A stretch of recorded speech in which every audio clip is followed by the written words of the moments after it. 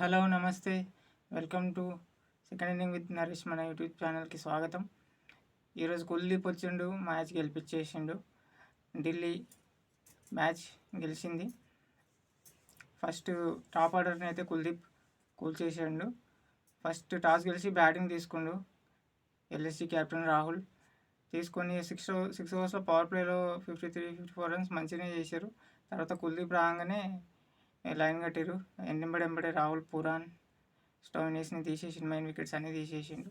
తర్వాత 7 wickets 94 for 7 బాగానే అనుకున్నాము. తర్వాత ఆయుష్ బాదోని, అర్షద్ ఖాన్ కలిసి పార్ట్నర్షిప్ 167 దాకా తీసుకెళ్ళారు.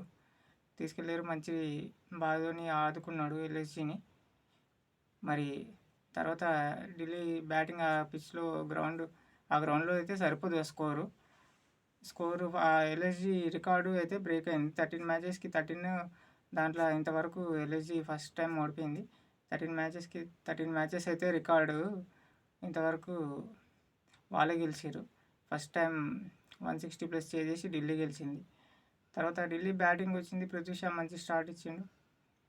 వార్నర్ తొందరనే అవుట్ అయిపోయాడు. తర్వాత డెబ్యూటెంట్ జాక్ ఫ్రైజర్ బేస్బాల్ కొట్టినట్టు బాగా కొట్టిండు.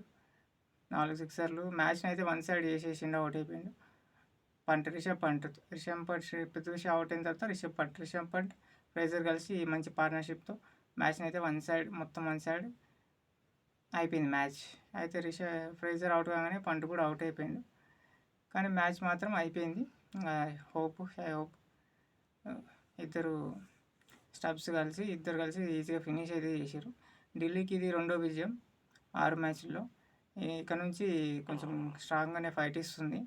ఇక్కడ నుంచి అయితే మ్యాచ్లో అయితే గెలవడం స్టార్ట్ చేస్తుంది. మరి ఫస్ట్ టైం రికార్డ్ అయితే బ్రేక్ అయింది. ఆయుష్ బాదోని అయితే 50 కొట్టి ఎల్ఎస్జీని ఆదుకున్నాడు. కుల్దీప్ అండ్ డెబ్యూటెంట్ ఫ్రైజర్ కొత్త ప్లేయర్స్ వచ్చినాక ఢిల్లీ స్ట్రాంగ్ అయిపోయింది. ఇద్దరు మ్యాచ్ అయితే గెలిపించారు. మరి ఈరోజు రివ్యూ అయితే ఇది. రేపటి మ్యాచ్లో మళ్ళీ కలుసుకుందాం. ఇంతకుముందు వీడియో నచ్చి లైక్ చేయండి, సబ్స్క్రైబ్ చేయండి, ప్లీజ్ సపోర్ట్ చేయండి. రేపు పంజాబ్ రాజస్థాన్ ప్రివ్యూతో రేపు మార్నింగ్ మళ్ళీ కలుద్దాం. Thank you.